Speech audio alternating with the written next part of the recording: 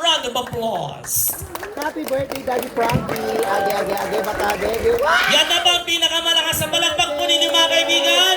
Happy birthday, Daddy Frankie. Nandito kami sa bahay nila. Ladies and gentlemen, once again, Daddy Frankie and Aling Rochelle. Minsan pa, palakpakan po natin sila ng malakas mga kaibigan. Happy birthday, Daddy Frankie. Thank you and God bless. Alright? Alam po ninyo, nakakatuwa sapagkat marami talaga nagmamahal. Ayan, hati po kayo.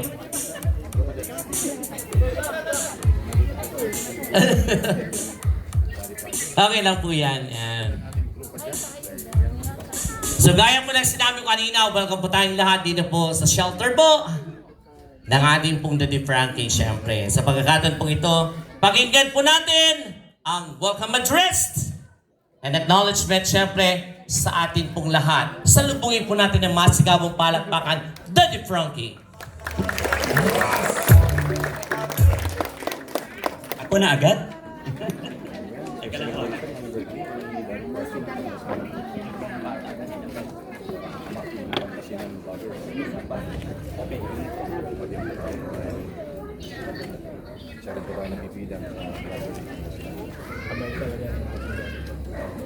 Hello. Ayun, magandang hapon sa inyong lahat. Happy birthday, Daddy Frankie. Ayan, kumusta po kayo? Ayan, kumain na ba? Ayan, salamat, no? Salamat talaga, hindi ko inaasahan, hindi ko expected na ganito kainit ang pagtanggap ninyo sa akin. No? Maraming salamat, overwhelmed ako, parang wala na akong masabi. No? Una sa lahat, syempre, thank you kay God dahil narating na naman natin yung edad na ito. Thank you, Lord. Sana tuloy-tuloy yung mga blessing na darating pa sa atin. No, hindi lang sa akin, sa atin lahat. At syempre, sa lahat po ng mga kapanood ng video ito. No? So, ginawa po ni Daddy Frankie ang okasyon na to. Actually, hindi naman talaga ako mahilig mag-celebrate ng birthday ko. May pansit, okay na. Sama-sama kami ng aking mga anak, okay na. Pinagpipray ko lang parati na sana laging malakas, ilayo kami sa anumang kapahamakan, anumang disgrasya. That's it. Okay na. Pero ngayon, mas pinili ko po, kung mapapansin nyo, wala yung aking mga anak. Nagsabi ako na is coming Feb 14 na lang kami lalabas. Mas pinili ko po na mag-celebrate dito para ipabless tong homeless shelter natin na tinatawag namin para sa mga kababayan natin na tinutulungan ng Team Daddy Frankie. Pangalawa, in-invite ko po yung ating mga kapwa content creator, kapwa charity vlogger, mapamaliit, mapamalaki. Winelcome ko po lahat, sinabi ko sa aking mga editor, lahat welcome. Kahit hindi nagcha-charity, kahit hindi po, kahit walang page, kahit kung sino dyan, mga viewers lang, sabi ko lahat. At nagulat ako, andito nga. Kaya ito na siguro yung pinakamasayang birthday ko ngayon. No? Yan. Reason why mga kababayan kung bakit ako nag-invite ng mga charity vlogger mapamaliit o malaki gaya ng aking sinabi.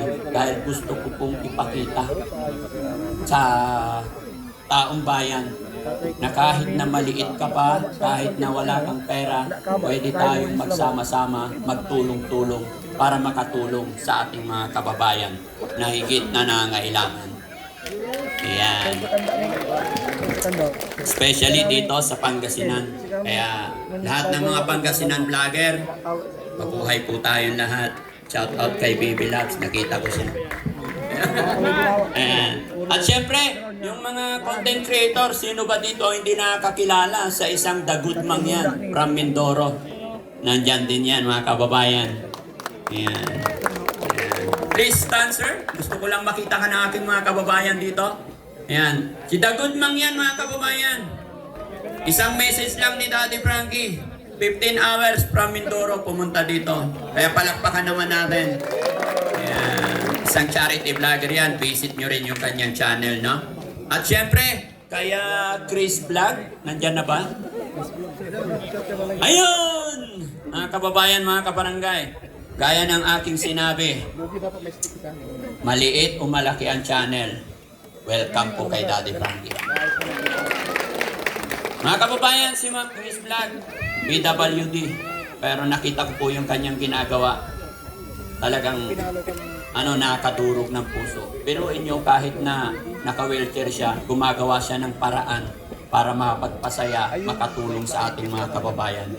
Even though na nakikita ko dyan pa lang siya sa San Carlos, dito sa Malasiki, pero masaya ako sa nakikita ko. Dahil sa ginagawa niya, alam ko, masaya si God. Diba? Sabi ko, maliit o malaki, ang naitulong natin sa ating mga kababayan ay pantay-pantay sa mata ng ating Panginoon. Kaya mga kababayan, mga kabarangay, lalong-lalo na sa mga maliliit pa ang kanilang mga channel, walang aayaw, walang bibitaw, mag-upload lang ng mag-upload. Huwag po tayong magpa-distract kung sino man yung nagdi-distract sa inyo. Focus lang po tayo sa goal. Kung ang goal natin, lumaki ang channel natin para makatulong, dire-diretso lang, huwag tayong magpapa-distract. Kapag lalakbay natin sa ating paglalakad, hindi po may iwasan, may lubak. Iwasan na lang yung lubak.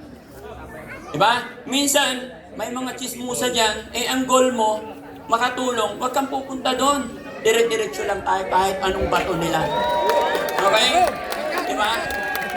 Dahil po, dito sa mundong ibabaw, bawat isa sa atin, bawat pangarap natin, hindi po madali makarating kung saan yung pangarap natin. Meron at merong mga pagsubok. Pero mas napakasarap ng pakiramdam, mga kababayan. Pag narating natin yung mga goal natin na dumaan tayo sa hirap. Pangit naman po yung, eto ka, goods ka. Bukas makalawa, bagsak tayo. Kaya nga po tayo binibigyan ni God ng mga pagsubok, mga trial sa buhay natin dahil inire-ready niya tayo sa mga bagay-bagay pag nandoon na tayo sa isang lugar. Dahil pag tayo nagkaroon, pag tayo sumikat, marami pa rin tayong pagdadaanan ng mga pagsubok. Diba? Kaya sa lahat ng dumalo, lahat ng nandito, maraming salamat po. Kaya Dagod Mangyan, kaya Chris Vlog, at saka sin pa yung isa? Yun, kaya Keeper. Ayan. Gaya natin sinabi mga kababayan, kahit hindi ka charity vlogger, content creator ka, welcome kay Daddy Frankie. Hindi man sila nagcha-charity, nakakatulong pa rin. Why? Bakit? Kasi nagpapasaya sila. Gaya ni Keeper Pros. Hindi po siya charity vlogger, pero tumutulong din yan. Pero sa kanyang content, sa kanyang pag-upload, marami siyang napapasaya. Magkakaiba man tayo, mamaya panuorin natin charity. Mamaya papanuorin natin yung mga kwela, which is sila Keeper yon, yung kanyang mga team. Kaya lahat po tayo, welcome. Magpakasaya po tayo. Kung may nagugutom, may pagkain dyan. Kung ano yung handa ni Daddy Frankie, pagkasyahin natin. Maraming salamat. Magandang hapon. At syempre, magpapasalamat din ako sa aking pamilya, sa aking tatay, na tumulong sa akin sa pagbuo ng event na ito. At syempre sa aking team, hindi ko magagawa ito mga kababayan. Lahat ng mga biyahe namin, nandyan sila lagi. Lalong-lalo na sa ating mga piloto, sa ating driver, kay Kuya Jesse at saka Kuya Rizky. Hindi nila ako iniwan. Punta kami ng Iloilo, punta kami ng Bisaya, punta kami ng kung saan-saan, punta kami ng napakalayo. Natatry namin. 12 hours biyahe, walang tulugan. Pero talagang awa ng Diyos, hindi sila sumuko sa hirap at ginhawa. Kaya Team Daddy Frankie, mga kasamahan ko, maraming salamat. God bless po. Ayan. Sir, thank you. Bisa papalapan mo natin, Daddy Frankie. Thank you very much. Alam po ninyo, nag-usap po kami ni Daddy Frankie. Sabi ko, ang laki ng pagbabago talaga, ang laki ng transformation. Kasi noon, si Daddy Frankie kasi, hindi magsalita yan.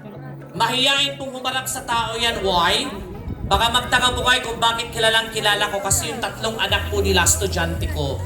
Yan. Yung 3 anak po nila, estudyante ko, mahiyain po talaga sila. But then, nakakatuwa. Nung una, parang nangangapa pa. Pero ngayon, sabi ko, nag-usap kami kagabi, grabe, parang teacher. May intro, may katawan, may last, sinamarize pa. Kaya, Daddy Frankie, congratulations and to the whole team. Alam po ninyo, hindi ako naniniwala na bawat isa sa inyo na nakakapanood ng kanilang mga vlog ay hindi po kayo naaantig.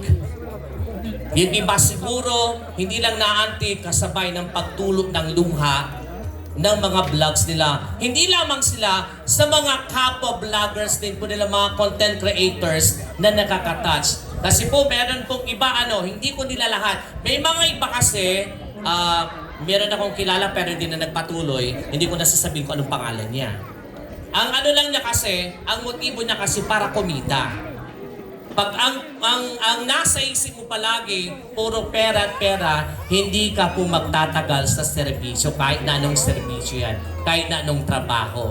Kaya mga content creators, malikman o malaki, vloggers, huwag po nilang talilimutan, always put your feet on the ground. Lumangat ka, tulungan mo yung isa.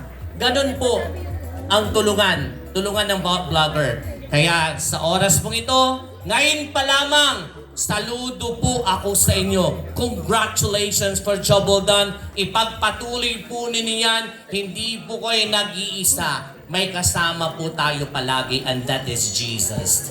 Pwede ba nating palakpakan si Lord?